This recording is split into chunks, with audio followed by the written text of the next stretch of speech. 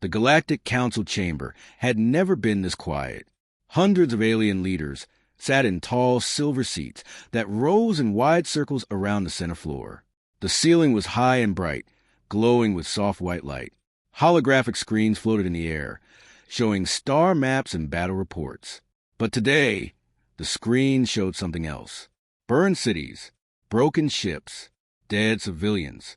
The images moved slowly above the chamber, turning in silence for all to see. At the center of the chamber stood one human, Ambassador Elena Ward. She stood straight, her hands calm at her sides. She wore a simple black diplomatic uniform. No weapons, no armor, only the symbol of Earth on her chest. Across from her stood the Varkesh warlord, tall, heavy armor, dark red skin marked with battle scars. His species had attacked 3 outer human colonies without warning. They had called it a resource correction. They had claimed humans were expanding too fast. Thousands had died. Families, workers, children. The council had called this emergency meeting to prevent war. The High Chancellor, an old and respected alien with pale silver skin, raised his hand for silence. Ambassador Ward, he said in a slow, careful voice. The Varkesh Dominion offers compensation for the loss of life. They request peace negotiations. A low murmur spread across the chamber. Compensation, credits, trade agreements, shared mining zones. Elena looked up at the floating images again. She saw a ruined hospital. She saw smoke rising from a school building. Her face did not change. The Varkesh warlord stepped forward. This conflict was unfortunate, he said. Mistakes were made, but continued hostility benefits no one. Let us settle this like advanced civilizations. His voice was deep and calm. Too calm. Many species in the chamber nodded. War was expensive. War was dangerous. Peace was easier. The Chancellor looked back at Elena. Humanity is young among the stars, he said. You do not yet understand the balance of galactic politics. Accepting this offer will protect your future. The chamber waited. This was the moment. Many believed humanity would agree. They were still new, still building alliances. They needed protection. Elena finally spoke. Her voice was not loud, but it carried across the chamber. Humanity does not negotiate with murderers. Silence. Complete silence. Even the air system seemed to pause. The Varkesh warlord's eyes narrowed. You accuse U.S. of murder? He growled. Elena did not look at him. She looked at the council. You attacked civilian colonies without warning, she said. You targeted cities. You destroyed escape ships. Her voice stayed calm. You did not fight soldiers. You killed families. A wave of discomfort moved through the chamber. The Varkesh slammed one armored hand against the floor. Collateral damage is part of war. Elena turned her eyes to him. This was not war. Her words were simple. It was slaughter. The Chancellor raised his hand again. Ambassador Ward, he said carefully, if you refuse negotiations, you risk full-scale war. The Varkesh are powerful. You cannot stand alone. Elena's expression did not change. Humanity is not alone, she replied. Confused whispers spread through the chamber. She continued, we stand with every innocent life that was taken. We stand with every world that fears becoming the next target. She took one slow breath. You offer us credits in exchange for silence. Her eyes hardened. We will not trade justice for comfort. The Varkesh warlord stepped closer. You are making a mistake, human, he said quietly. Think carefully. War will cost you more than those colonies ever did. For the first time, Elena looked directly into his eyes. Justice always has a cost. The words fell heavy, but we are willing to pay it. Gasps filled the chamber. Several council members began speaking at once. This was not how diplomacy worked. This was not how new species behaved. The Chancellor's voice rose above the noise. If you reject peace, what do you choose instead? Elena answered without hesitation. We choose accountability. The chamber grew cold. Far above the chamber, hidden military observers quietly received signals. Human fleets, waiting at the edge of Varkesh space. Change formation, not attacking. Not yet, just moving. Back inside the chamber, The Varkesh warlord laughed darkly. You will bring destruction upon your people. Elena's face remained steady. No, she said. You already did that. Another silence fell, this one heavier than before. The Chancellor leaned forward. This is your final chance, Ambassador. Accept negotiation. Prevent war. Elena looked around the chamber slowly, at the frightened faces, at the neutral ones, at the few who looked ashamed. Then she spoke the words that would change a galaxy.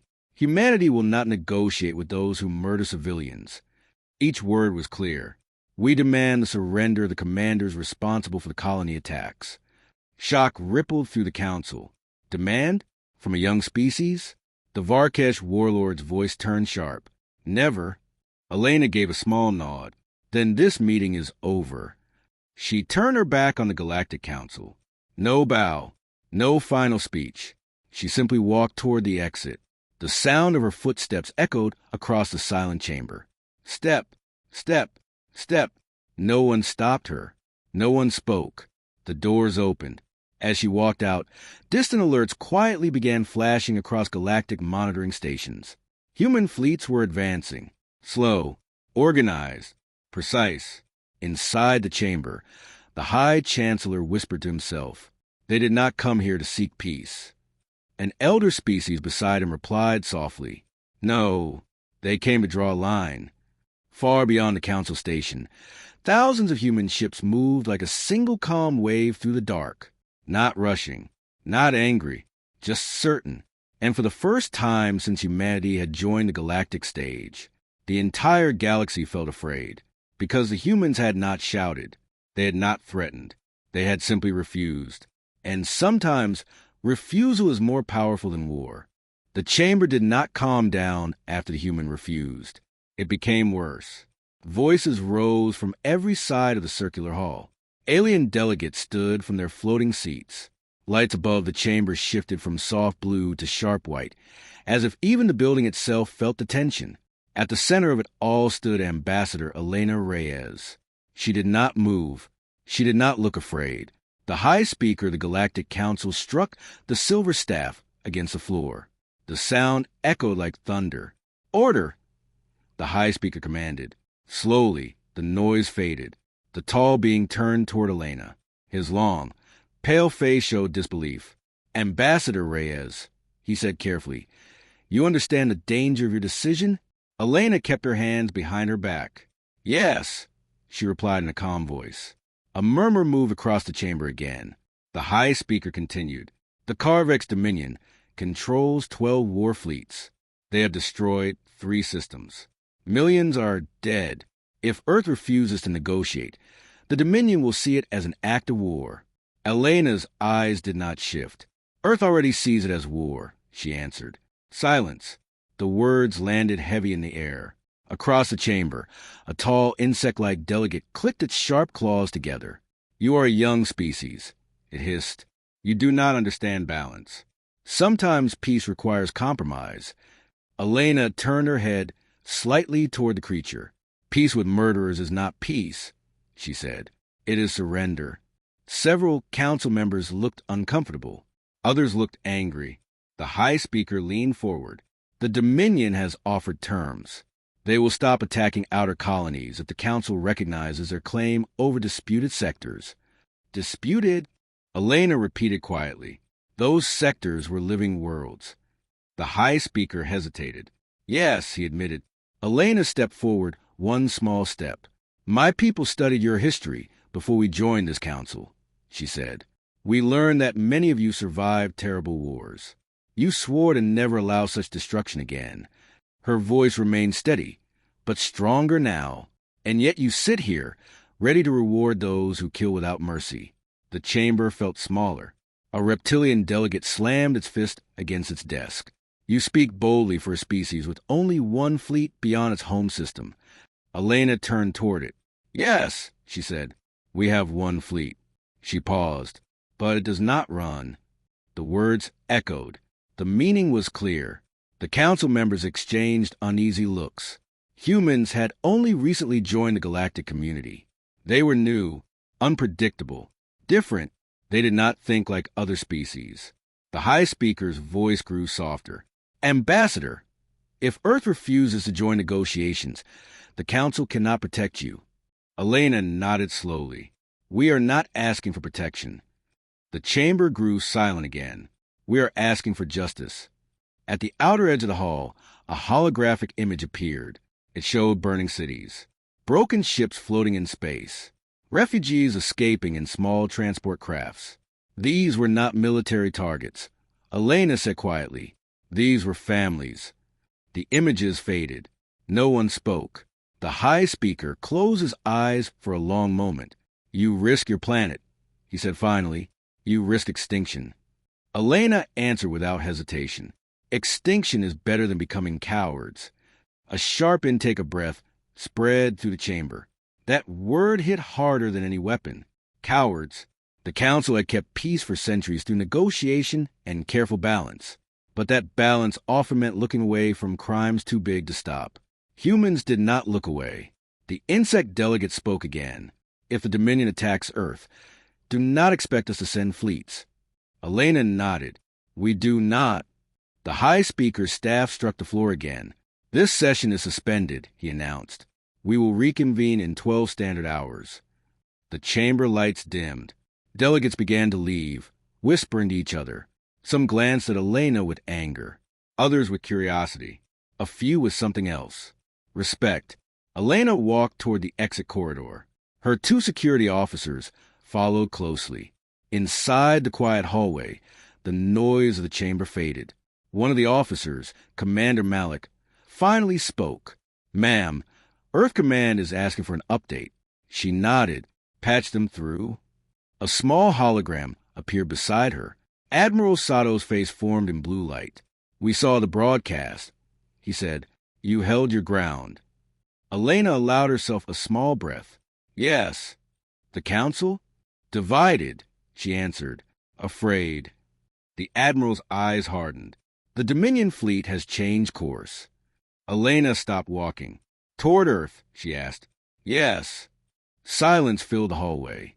Malik's jaw tightened. Elena closed her eyes for 1 second. Then she opened them.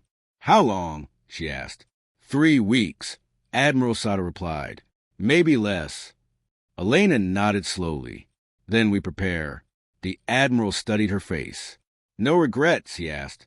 She thought about the burning cities she had shown the Council, about the families, about the word compromise. No, she said firmly. No regrets. The hologram faded. The hallway seemed colder now. Malik spoke carefully.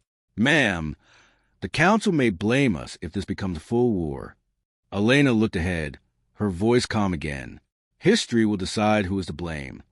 Outside the station's massive windows, stars shined in endless darkness. Somewhere among them, a fleet was moving. A fleet that believed humans would eventually bend, eventually kneel, eventually beg. They did not understand something simple. Humans did not negotiate with murderers, and they did not kneel. As Elena continued down the corridor, emergency signals began to blink red along the station walls. News was spreading fast. Other species were watching, some in fear, some in doubt, and some in quiet hope. For the first time in centuries, someone had said no, and the galaxy was about to learn what that word truly meant. Earth did not panic. That surprised the Galactic Council more than the refusal. News of the incoming Carvex Dominion fleet spread across human space within hours. Every screen, every station, every colony knew the same truth. The enemy was coming. 3 weeks, maybe less. On Luna Station, Admiral Sato stood before a large holographic display.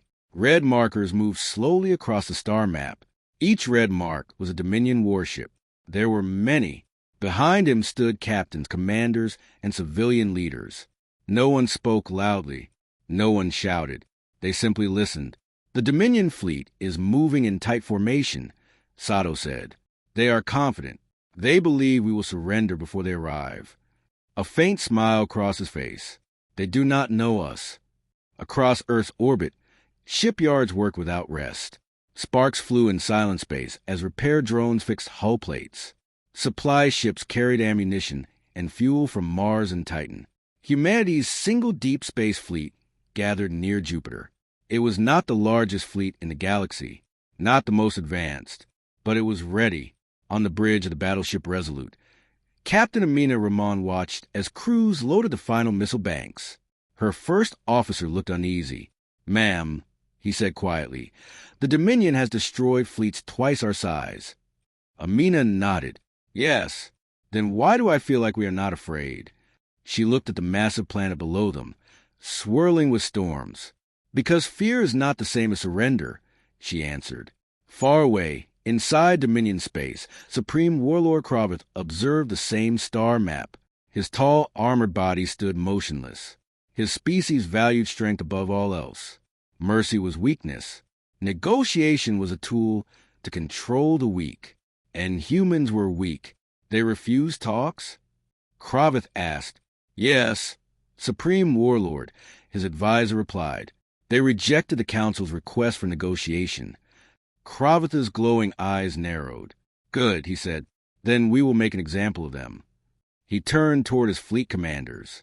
"Target their orbital defenses first, then their cities. Leave enough alive to spread fear." The commanders bowed. The Dominion fleet accelerated. Back in human space, Ambassador Elena Reyes returned to Earth. The Council had tried one last time to convince her to reconsider. She did not. Now she stood in the United Earth Assembly Hall. Leaders from every nation watched her. "The Dominion is coming," she said clearly. "They expect fear. They expect surrender." She paused. "We will give them neither." The room filled with quiet determination. There were no loud cheers, only understanding. Human history was not peaceful. It was filled with wars, mistakes, and pain. But from that history, they had learned something important. When faced with monsters, you do not feed them. You stop them. In orbit, the fleet commanders gathered for final briefing. Admiral Sato appeared on every bridge screen. "We cannot match them in numbers," he said, "so we will not fight their way." A new display appeared. It showed asteroid fields near the outer system.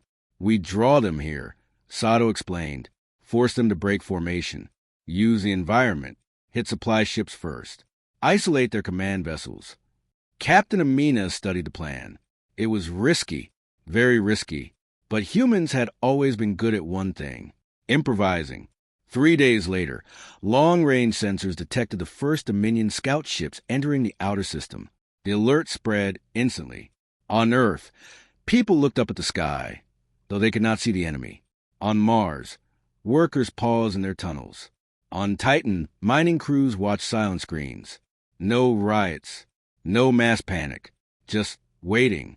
On the Resolute, Amina felt the ship vibrate as engines powered up. "All ships report ready," her communications officer said. One by one, green lights appeared on her display. Humanity's entire deep space defense force, small compared to the red wave approaching. Admiral Sato's voice came through one last time. "Remember," he said, "we fight not because we hate them." He paused. "We fight because someone must stop them." The fleet moved. Instead of waiting near Earth, they pushed outward, heading toward the asteroid belt. Dominion commanders noticed immediately. "They advance," one asked in disbelief. "Yes," another confirmed. Supreme Warlord Kravith watched carefully. "They're emotional," he said. "They rush to defend their pride." But he did not see the deeper plan. Human ships entered the dense asteroid field and disappeared among the rocks. Dominion ships followed without hesitation. Moments later, space exploded with motion. Hidden human minds activated. Asteroids that looked natural suddenly fired railgun shots. Small human strike ships darted between rocks, striking supply carriers before vanishing again. The Dominion formation broke. Confusion spread across their command channels. "Maintain formation," their officers shouted. But it was too late. Another explosion tore through a fuel ship. On the bridge of the Resolute, Amina felt the shock wave. "Direct hit," her tactical officer reported. For the first time, Dominion losses appeared on the red map. Small, but real. Supreme Warlord Kravith's calm expression changed slightly. They planned this, he realized. Humans were not rushing in pride. They were hunting. The asteroid field became chaos. Dominion ships struggled to maneuver in tight space. Their larger vessels could not turn quickly. Human ships moved like shadows. Strike, vanish, strike again. But even with the surprise, Dominion numbers were overwhelming. One by one, human ships began taking damage. A frigate exploded in bright light. A destroyer lost engines and drifted helplessly. Captain Amina watched as casualty reports came in. Her jaw tightened. "Hold formation," she ordered. Outside her bridge window, the battle burned across space. Fire and vacuum, metal against metal. And still, the humans did not retreat. Supreme Warlord Kravith finally understood something new. "They are not fighting to survive," he said slowly. His advisor looked confused. "Then why?" Kravith's eyes narrowed. "They are fighting to make us bleed." Back on Earth, citizens watched live battle updates. Losses appeared. Ships destroyed. Lives lost. But still no surrender message. No white flag. In the asteroid field, Admiral Sato gave the next command. Phase 2. Deep within the rocks, massive charges detonated. Entire clusters of asteroids shifted, breaking Dominion lines completely. Human heavy cruisers emerged from hiding and opened full fire on the isolated Dominion command ship. The war had truly begun. And for the first time in many campaigns, the Dominion felt something unfamiliar. Resistance. Real resistance. And the galaxy, watching from far away, began to understand something even more shocking. Humans had not refused negotiation out of pride. They had refused because they intended to win. The chamber of the Galactic Council was more silent than ever before. After Admiral Arjun Rao showed the full truth about the Carthan Dominion, no one spoke for a long time. The hologram of the destroyed human colony still floated in the center of the room. Burning cities, broken hospitals, empty streets. The Carthan ambassador stood stiff and still. His tall body did not move, but his eyes were dark with anger. Counselor Thex finally broke the silence. "This matter," she said slowly, "is now bigger than trade and borders. It is about justice." The word justice echoed in the chamber. Ambassador Viral from the Carthan Dominion lifted his head. His voice was calm but cold. "War always has casualties," he said. "Humans are not innocent. They build weapons. They expand fast. They are dangerous." Admiral Rao did not raise his voice. "Yes," he said, "humans build weapons. But we do not attack children. We do not destroy hospitals. We do not kill prisoners." He paused. "And we do not call murder an accident." Murmurs spread across the council seats. For many cycles, the Galactic Council believed humans were emotional and unstable. They were new to the galactic stage. Fast-growing, strong, loud. But today, the humans did not look unstable. They looked controlled. They looked certain. Counselor Merrick leaned forward. "Admiral Rao," he asked, "if the Council forces peace talks, will humanity accept?" The question was heavy. All eyes turned to the human delegation. Rao did not answer quickly. He folded his hands behind his back. "Peace," he said slowly, "is built on trust." He turned toward the Carthan ambassador. "Tell us," Rao continued, "where are the prisoners taken from our colony?" The chamber went still again. Ambassador Viral did not answer. Rao nodded once, as if he expected that. "Peace," he repeated, "cannot exist without truth, and it cannot exist without accountability." Counselor Thex narrowed her eyes. "What does humanity want?" Rao answered without hesitation. "We want 3 things."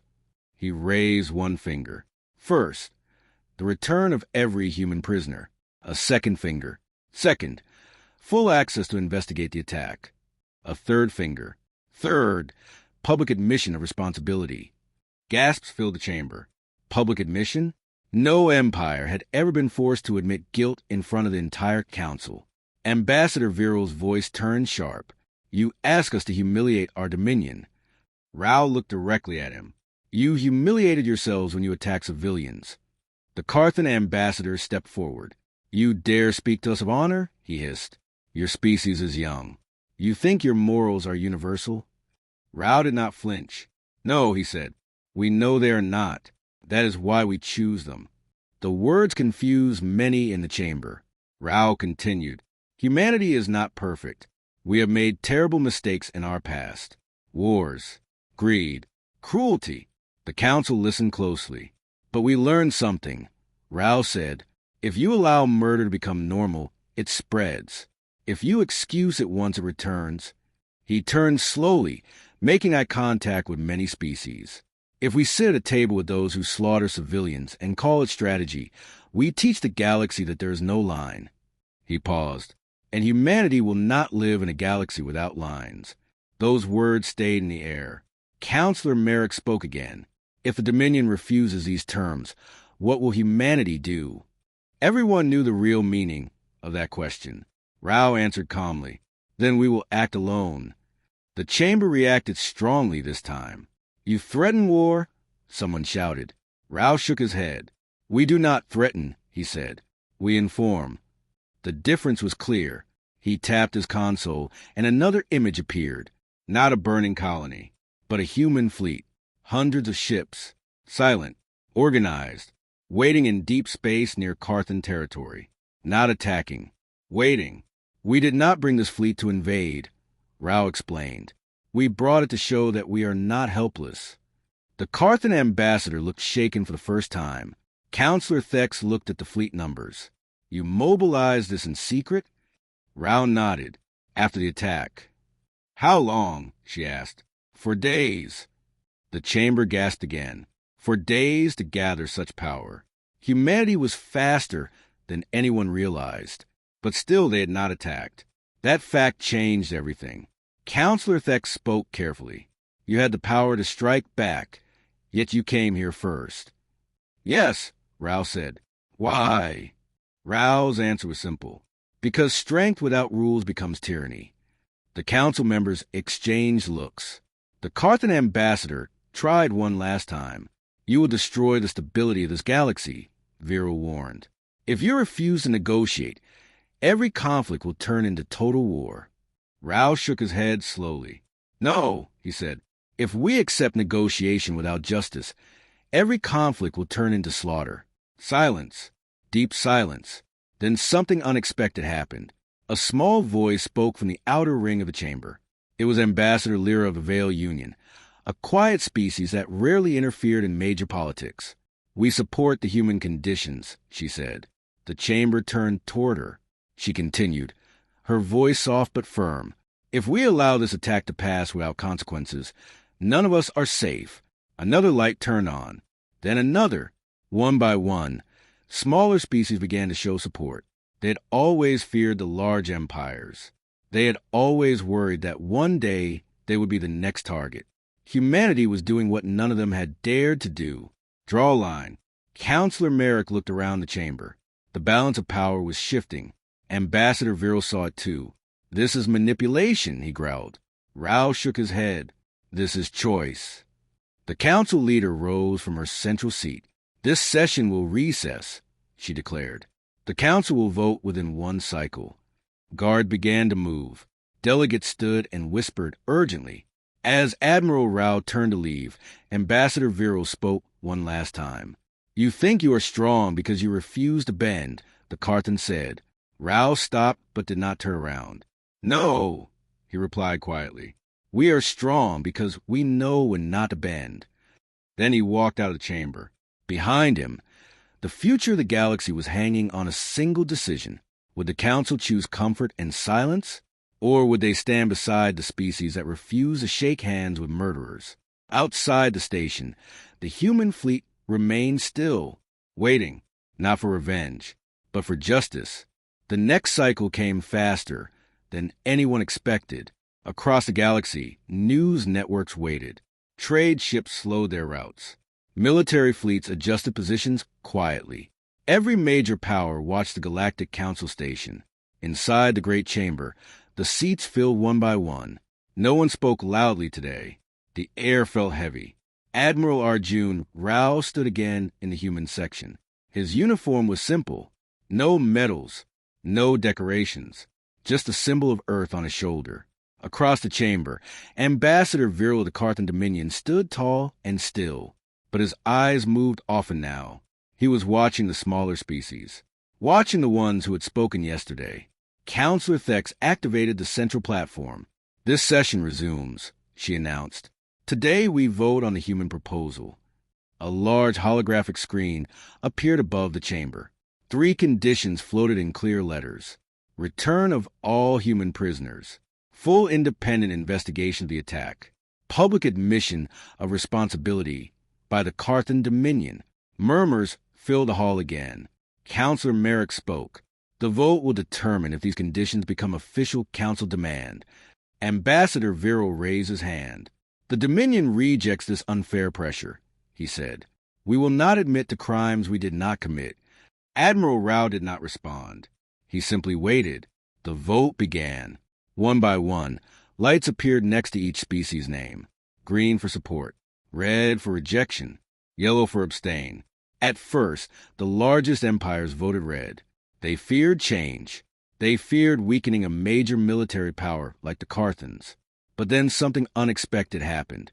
The smaller alliances began to vote green. The mining worlds, the trade unions, the border colonies. They remembered times when Carthan patrol ships crossed into their space, times when threats were made quietly. Green lights increased. Ambassador Viral's posture stiffened. Counselor Thex watched the count carefully. It was close, very close. Then the Vale Union voted green again, but this time they sent a message along with it, for the safety of all minor species. That message was displayed publicly. It changed the mood. Another neutral empire switched from yellow to green. Then another. The numbers shifted. Finally, the vote ended. The final count glowed above the chamber. Support, 61%. Rejection, 32%. Abstain, 7%. The chamber fell silent. The human conditions were now official council demand. For the first time in galactic history, a major empire was ordered to answer for an attack on civilians. Ambassador Viral's voice shook with anger. "This is a mistake," he said. "You weaken yourselves." Counselor Thex looked directly at him. "No," she replied. "We strengthen our laws." All eyes turned to the Carthan ambassador. "Will the Dominion comply?" Merrick asked. Viral's silence lasted too long. That silence was an answer. He turned and spoke into a private communication device. His language was harsh and fast. Moments later, a message appeared on the chamber's secure screen. Carthan High Command response. The Dominion refuses to admit guilt. However, it will return surviving prisoners as a gesture of stability. Investigation access will be limited to joint review. Murmurs spread quickly. It was not full acceptance, but it was not total refusal. All eyes turned to Admiral Rao again. Would humanity accept partial justice? Rao stepped forward slowly. "We acknowledge the return of prisoners," he said. A small breath of relief moved through the chamber. But, Rao continued, limited investigation is not transparency. The tension returned instantly. "You pushed too far," Viral snapped. "You already won your vote." Rao's voice remained steady. "This is not about winning." He looked around the chamber. "If the investigation is controlled by the accused, it is not truth." Counselor Thex spoke carefully. "Admiral, the Dominion is offering compromise." Rao nodded. "And humanity offers patience." He tapped his console again. The image of the human fleet reappeared. Still waiting. Still silent. "We will not strike," Rao said clearly. "We will not fire the first shot." The chamber listened closely. "But we will not reduce our fleet presence until full investigation rights are granted." It was not a threat. It was a statement. The difference mattered. Ambassador Viral's eyes burned with frustration. "You force us into a corner." Rao shook his head slowly. "You place yourselves there." Silence. Then something else happened. A new signal appeared on the council screen. An emergency transmission. It came from the outer Carthan territories. Counselor Merrick activated it. The image flickered, showing a damaged Carthan military station. A Carthan officer spoke urgently. "High Command, we report internal unrest." Several border systems questioned the council vote. Civil protests increasing. Some military units request clarification on civilian attack orders. The transmission cut. The chamber froze. Even the Carthan ambassador looked shocked. Humanity had not fired a shot, but the vote had changed something deeper. It had shown that the galaxy was watching, that actions had consequences. Viral turned slowly toward Rao. "You planned this," he said quietly. Rao answered just as quietly. "No." He paused. "We simply told the truth." Counselor Thek stood. "The Council demands full compliance within 2 cycles," she declared. "Failure will result in sanctions and collective defensive measures." Collective, that word hit harder than any weapon. For the first time, the Council was united against an empire's actions. Ambassador Viral did not argue again. He lowered his head slightly, not in surrender, but in understanding. The Dominion had expected humans to react with rage, with revenge. Instead, humans had reacted with discipline, with patience, with law. As the session ended, Admiral Rao walked out of the chamber once more. This time, reporters from dozens of species waited outside. One asked loudly, "Admiral, is humanity satisfied?" Rao stopped. He thought for a moment. "Not yet," he answered. "When our people come home, when the truth is fully known, then we will speak of satisfaction." He looked up at the stars beyond the station's glass walls. "Today was not about punishment," he added. "It was about drawing a line." Behind him, the human fleet still waited in silence. But now they were not alone. The galaxy itself had moved, and for the first time, the Carthan Dominion realized something dangerous. Humans were not powerful because of their ships. They were powerful because they refused to accept a galaxy where murder could be negotiated away. 2 cycles later, the first prison ships arrived. They did not come with weapons charged. They did not come in battle formation. They came slowly, carefully, under full Council observation. Across the galaxy, billions watched the live transmission. The ships were dark gray, marked with Carthan military symbols. They moved into neutral space, where a Council medical fleet was already waiting. Admiral Arjun Rao stood on the bridge of the human flagship INS Resolve. His face showed no smile, no anger, only focus. "Open full visual feed," he ordered. The screen showed the Carthan transport docking with the Council medical station. Council inspectors boarded first. Minutes felt like hours. Then the first human prisoner appeared on camera. Thin, weak, but alive. A medic supported him as he stepped forward. He looked confused by the bright lights. When he saw the human flag on the medical ship, his eyes filled with tears. On the Resolve, no one cheered. They stood silent, watching. One by one, more prisoners were brought out. Some could walk. Some were carried. Some had scars that would never fully heal. But they were alive. Ambassador Viral watched from the Council chamber. His face was stiff, unreadable. Counselor Thek spoke quietly, almost to herself. They returned more than expected. The count continued. 72 survivors. The original colony had nearly 400 civilians. The number hit hard. 72. Admiral Rao closed his eyes for a brief second. Then he opened them again. "Prepare recovery transports," he said. "All survivors come home today." Hours later, the survivors were aboard human ships. Medical teams worked without rest. Some prisoners began to speak, and what they said changed everything. A senior survivor, Captain Elena Ward, gave the first full testimony. She stood in a medical bay, still weak, but steady. They did not attack by mistake. She said clearly, they knew it was a civilian colony. The recording was sent directly to the Council. "They asked for our mineral rights," she continued. "When we refused, they gave us 1 hour to surrender." Her voice trembled slightly. "We told them civilians do not surrender. We are not soldiers." The Council chamber listened in deep silence. Captain Ward swallowed hard. They opened fire anyway. The chamber remained still. Then she added something no one expected. There were Carthan officers who argued against the attack. I heard them. Some said it was wrong. Ambassador Viral's eyes narrowed. That detail mattered. It meant the decision may not have been fully united. The investigation team pushed for full access again. This time, Something had changed. Inside the Carthan Dominion, protests had grown larger. Military officers were questioning command decisions. Some board of governors feared sanctions and trade collapse. The high command could feel pressure from both outside and inside. 2 days after the prisoner returned, a new message arrived at the council. Carthan High Command official statement. The Dominion accepts full independent investigation under council authority. The chamber reacted with quiet shock. Ambassador Viral did not speak. He simply stood as the message repeated on every screen.